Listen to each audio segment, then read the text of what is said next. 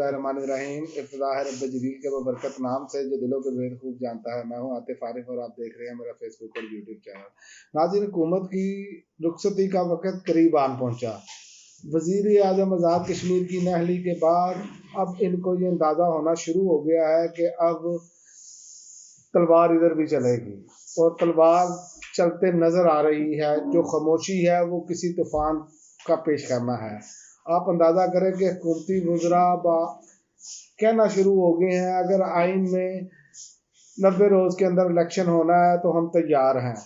इससे पहले आप इनकी बढ़ के इनके तमाम मामला आप देख चुके हैं कि क्या क्या कुछ आके ये टीवी पे कर रहे थे। और उसके अलावा आप देखें कि कौमी असम्बली में फिर मरीम नवाज साहिबा ने जो मुग़लज़ात बके उनके बारे में, जजेस के बारे में, सिटिंग जजेस के बारे में, अब इनको अंदाज़ा हो गया है कि जजेस की पावर क्या है और वो क्या कर सकते हैं। और सिर्फ एक बात याद रखें कि जब तक रूल ऑफ लॉ की जब हम बात करते हैं तो रूल ऑफ लॉ में जब तक तमाम लोग कानून के नीचे नहीं आएंगे तो रूल ऑफ लॉ कायम नहीं होगा। ये नहीं हो सकता कि गरीब आदमी को आप पकड़ें, जूते मारें और उस पर कानून नाफिज कर दें।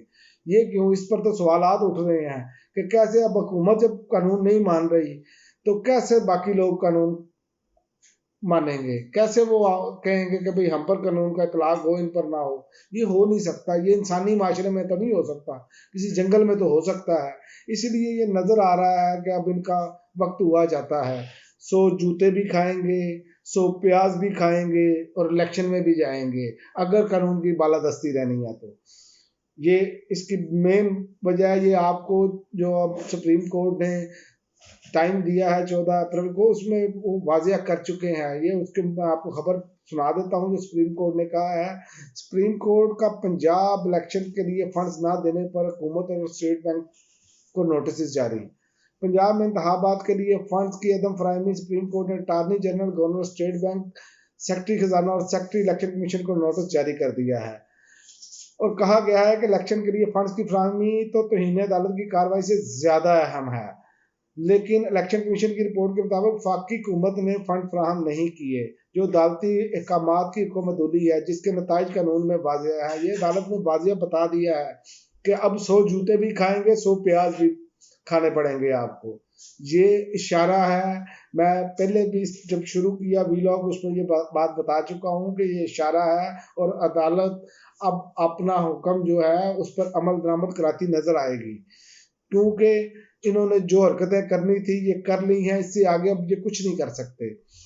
और चीफ जस्टिस ने तमाम अफसरान को 14 अप्रैल को चैम्बर में अपने तलब कर लिया है। गवर्नर स्टेट बैंक को दस्तयाब साइल से मुतल्लिक तमाम तफसीलात भी हमरा लाने का हुक्म दिया है। अब सुप्रीम कोर्ट खुद फैसला करेगी कहाँ से फंड देना है, कहाँ से नहीं देना। इसीलिए अब इनकी टांगे कांप रही हैं और इनको समझ नहीं आ रही हमने करना क्या है। और अदालत ने सेक्रेटरी खजाना को भी तमाम रिकॉर्ड साथ लाने की हिदायत करते हुए इस्तफसार किया। बताया जाए कि सुप्रीम कोर्ट पर के अहकामात पर अमल क्यों नहीं किया गया।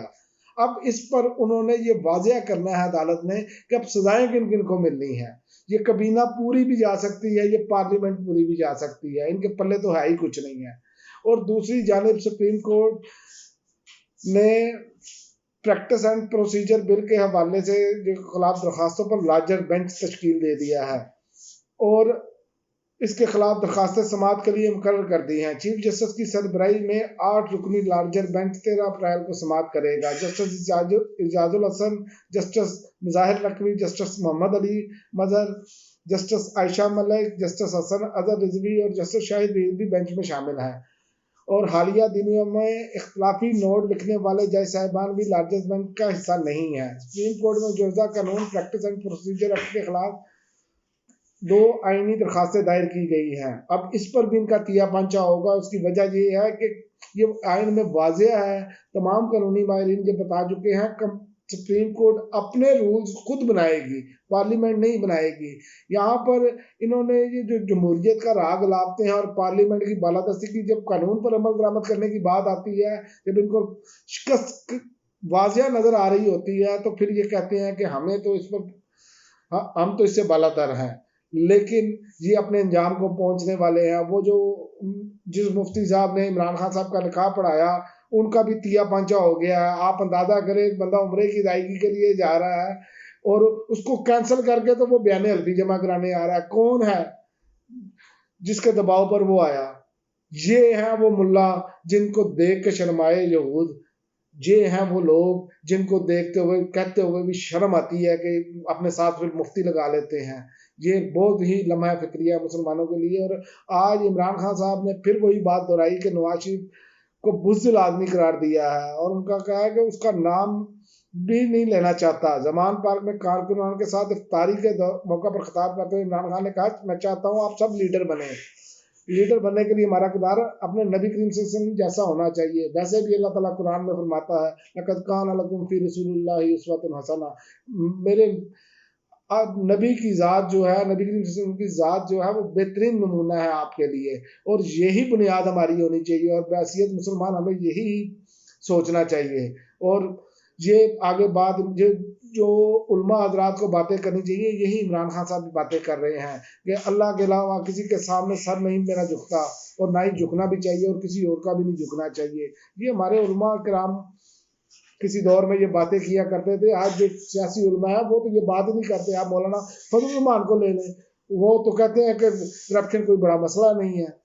اسی لیے اور آپ دیکھیں کہ اس کے علاوہ جسٹس فائز عیسیٰ جو ہے ان کی 2 ملاقاتیں چیف جسٹس صاحب کے ساتھ ہوئی.